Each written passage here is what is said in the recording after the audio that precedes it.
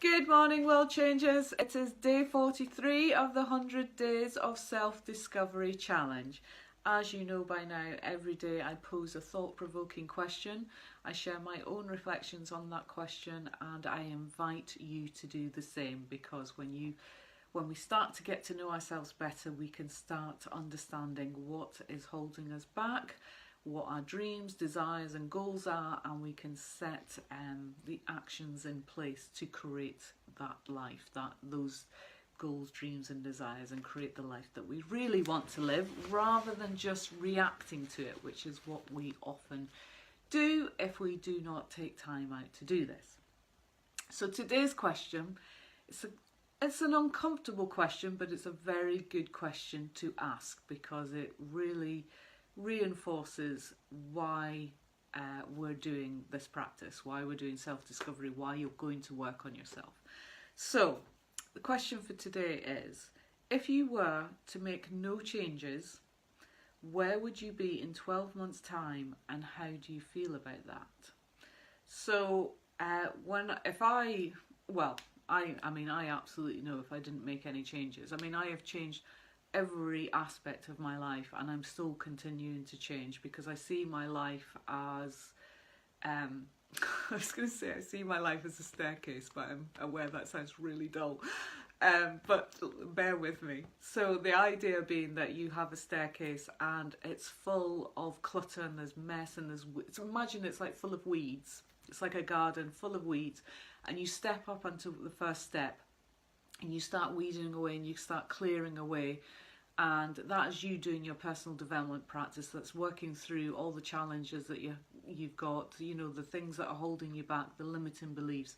And then you get to that place and you've cleared the stair and the step, and it's pristine and it's beautiful, and you're like, oh, this is great, and it's like you stay there for a while because it's nice. And then you look up and you think, okay, I'm ready to tackle the next step. What's the next level? Where could that take me? And that's how I feel. That's what personal development is. Basically, you're just continually going up another level. You work through the process, you work through the things that are holding you back and the discomfort zone, and you work through that, and then you get to the next step, next level. And we never truly know how far we can go. We don't know what our potential is. Well, I certainly don't.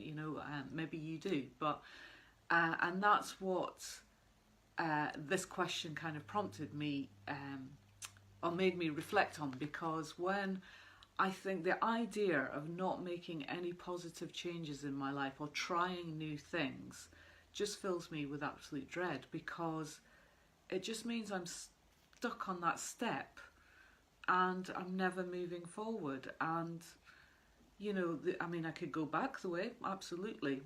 That's comfortable. It's what I know. It's familiar, and and maybe staying at that step for some may be like comfortable. You've gone as far as you want to, but what could the other level? What could be on the other level for you?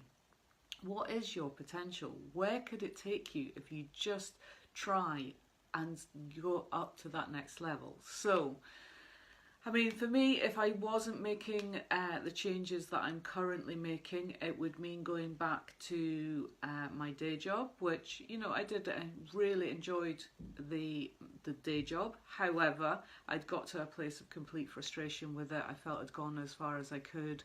It wasn't fulfilling anymore. I knew I had more in me to offer the world. There's some toxic relationships in that workplace, and that was partly to do with how frustrated I felt. I was resonating this energy that I didn't want to be there, and I did not. I remember when I first joined the BBC, I remember seeing some members of staff that had been there, like 20 years, and they were really grumpy and grouchy and bitter and quite negative. And I remember thinking, if that's me, if I ever get to that, I have to leave. And I remember this young girl coming in. She was age 24. She was full of enthusiasm. She was in for work experience, and she was full of enthusiasm, just full of ideas and creativity, and really eager to please and all the rest of it. And I thought, wow, I used to be like that.